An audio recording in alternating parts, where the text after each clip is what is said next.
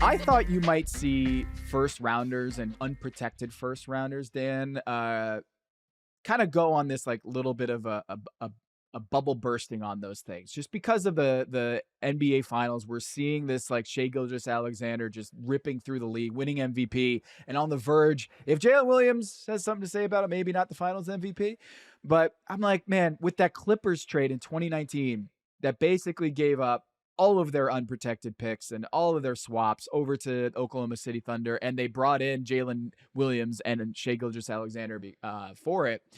I thought, man, teams would be a little bit gun shy when it comes to this stuff. But you know what? Not the Orlando Magic.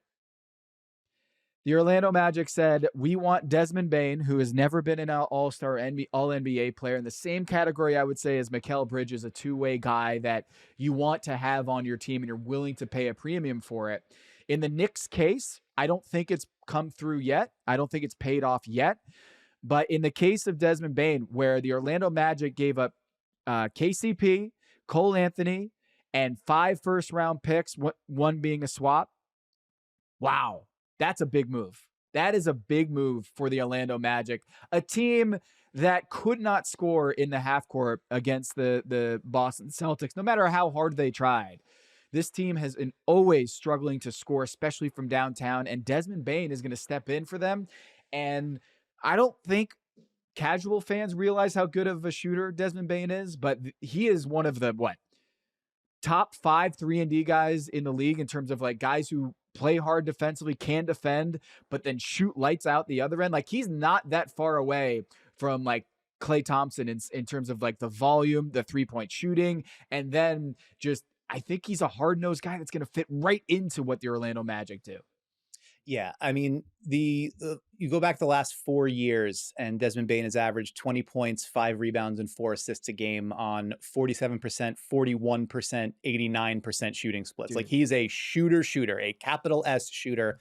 And I think the relevant big number here for the Magic is it's been 13 years since the Orlando Magic have had even a league average offense. They have not been above 15th since Dwight Howard left in 2012. In a related story, the Orlando Magic have not won a playoff series since 2010. And I think this is the indication here is we believe in Paolo Banchero. We believe in Franz Wagner. We believe that having the ball in those guys' hands means we don't necessarily need a Trae Young or Darius Garland or whatever, like an number one, gonna have the ball all the time, on the ball 50% of the game kind of guy.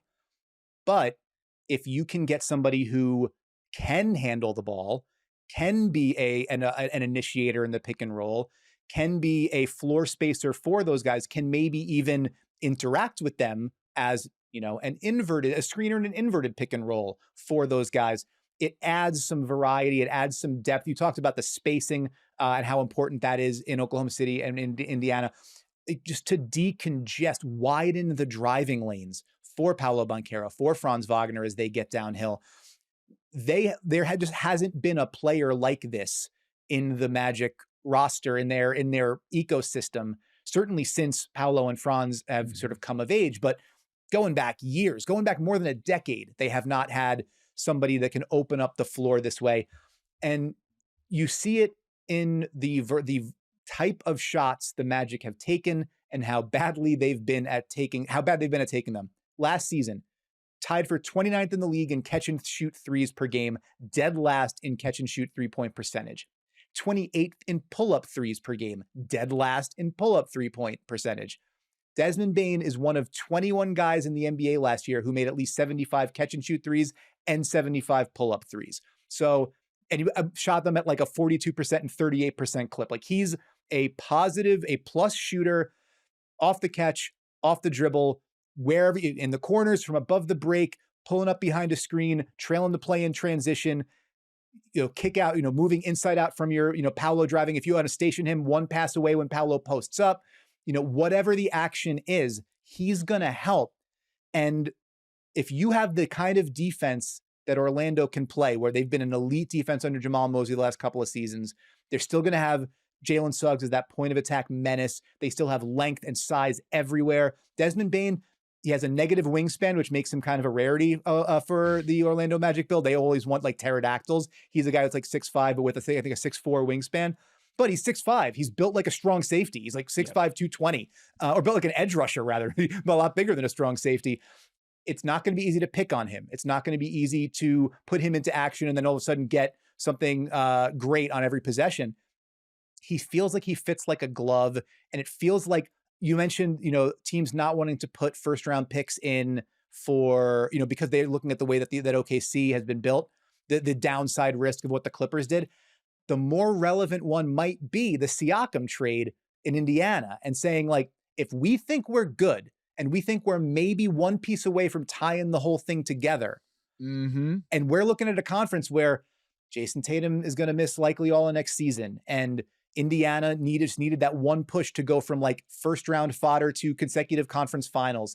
The Knicks are there, but they're also there's going to be some upheaval there. They still don't have a coach. We don't know what their team's going to look like heading into next season. Cleveland has big questions to answer. Like we might be one tie it all together trade from home court advantage and a chance to go real far with fewer weak links and more strength in our offense. Like I admire it. I understand the downside risk of those picks moving forward. I admire saying like, we haven't been real good in almost 15 years. Let's take a crack at it.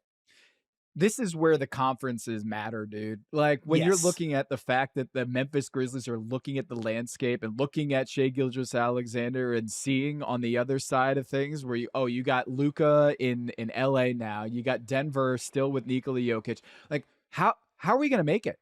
Like, how are we going to make it in this cycle? And at that number, his salary going forward, they probably just looked at it as like this. If we were in the East, we're not making that trade. We're not making that trade because we might win the East outright. They were the number 2 team in the Western Conference a couple months ago. And then they just, everything fell apart. They had to fire their coach. John Morant got hurt in the opening round. Things have not gone well for the Memphis Grizzlies, and I don't think that they can look at the Western Conference, a conference that's always stacked, and they just added Cooper Flagg and say, yeah, this cycle we should go all in on this. So I don't think they're going to get rid of Jaren Jackson Jr. or John Morant this summer, although everything's on the table, right? Like everything is, but like I don't think so. And all the reporting out of there, Dan, is that they're freeing up some money to give to Jaren Jackson Jr. on a big extension, and also.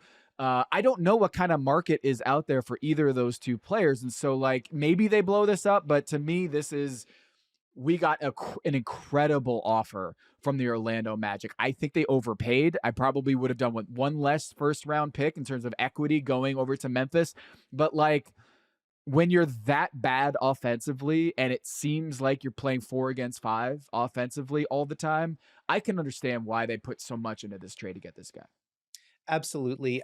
I'm like I said, I'm pretty bullish on it from the Magic's perspective. I feel like Bane is an excellent fit. And even if he's not a no doubt about it all NBA caliber player, the idea is he elevates Paolo to where he maybe is that.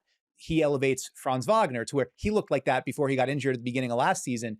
And if you've got those guys on that trajectory, and then Desmond Bane is able to like lift the floor and put those guys in better positions, it really, a lot of this from their perspective comes down to what your evaluation of Paolo and Franz is. I know Paolo Banchero is like an eye test superstar that the advanced metrics don't necessarily love because of his efficiency. And Franz Wagner is a guy who, the advanced numbers love, but his jumper has been a major question going on 3 years now. So what your evaluations are of those players, I think probably informs how helpful you think the Desmond Bane trade is.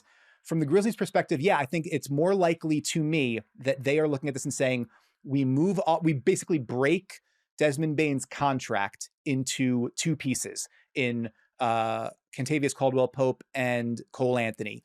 And we see maybe those guys are helpful to us right now. Maybe we're able to offload those. It's similarly to when Dallas moved Kristaps Porzingis and brought back Spencer Dinwiddie and Davis Bertans. Like those guys individually are maybe not better than Kristaps Porzingis, but it afforded more flexibility, more opportunity for Dallas to make more moves. They wind up with the Kyrie trade, and then you wind up like reorganizing the team in that way. So now you've got more easily movable contracts, more draft capital with which to grease the wheels on some moves.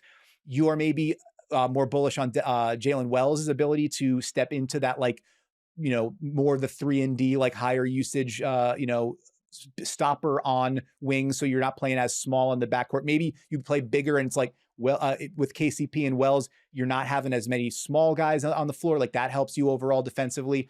It just gives you more outs, more ways to rebuild the roster. If you felt like you weren't close, and Zach Kleiman was pretty clear after they got drummed out in that sweep by OKC, like, we can't look at this and say we're close. You now look at it and say, we have guys that we feel comfortable. We have our all NBA caliber building blocks, and now we've got more ways to reshape around them. Whether that's a right now thing, whether that's in a year thing, whether that's at the trade deadline, who knows? But they saw an offer that felt too good to refuse for them. And I think I think there's a really good chance this winds up being a win-win. Obviously, a lot of it comes down to where those picks wind up. I'm interested to see what other Eastern team decides to step up to the plate here. Like Miami, I think a big reason why the Kevin Durant kind of rumors are swirling with Miami is because I bet Miami thinks, oh, we could win the East next year if we just get another piece. And a lot of teams in the East are going to be thinking that way. When you got not just Jason Tatum, like you pointed out, but also Damian Lillard in Milwaukee, going to be out for next season, or if not the entirety of the next season, the majority of next season with his Achilles rupture. So that's two teams that are going to probably take a major step back in this upcoming season. And then the New York Knicks still don't have their head coach. Who knows what happens? But the Orlando Magic could be this year's Cleveland Cavaliers team, where they just come out of nowhere and they become a juggernaut next year. Now, I think they need to continue adding shooting around their two stars in Franz Wagner and Paolo Banchero, but Desmond Bane is going to be a decongestion for them. He is going to be so good for them in ways that, like you said, it might not show up in Desmond Bane's numbers, but it's going to show up holistically as a team, that all these driving lanes and attack lanes, you can't rotate off of Desmond Bane. Like, he has that recognition around the league that he's a knockdown shooter. The Cleveland comp, I think, is particularly apt because what was the biggest thing that changed outside of Kenny Atkinson coming in for JB Bickerstaff? What's the biggest thing that changed year over year for the Cavs from 2 seasons ago to last season? Health. You had Darius Garland miss a ton of time. You had Evan Mobley miss significant time. You had Donovan Mitchell miss time 2 seasons ago. Last year, mostly healthy. Paolo Banchero played 46 games this season. Franz Wagner played 60 games this season. Jalen Suggs played 35 games this season. You put those guys on a healthier trajectory, you get more games out of those 3 core pieces, and Desmond Bane in there, you could be looking at an awfully steep climb up the standings for Orlando. Dan, amazing point. You want to know how many games those 3, Suggs, Banchero, and Wagner played together? Hit me with it. 6 games. 6. What if that's 60 next year? Yeah. It's a little number. This week's little number is 6. That's how many games that Jalen Suggs, Paolo Banchero, and Franz Wagner played together last season. They went 4-2, so pretty good. But 6 games, that's it. So if that goes from 6 to 60, which is in this NBA a bit of a pipe dream, but when you look at the health factor next season, yeah, they could make a huge jump just on health alone. And then you throw in Desmond Bane. That's a potential top 4 team in the East, and maybe even that's underselling it. So they took a big swing, and that's what's exciting, is that we're a few days away from the NBA draft, and I think this is just ramping up. I feel like the East, it's just going to be kind of this just keeping up with the Joneses, that you're going to see teams look at Orlando and be like, all right, they're going to be making a jump, and we think we can win that Eastern Conference next season too.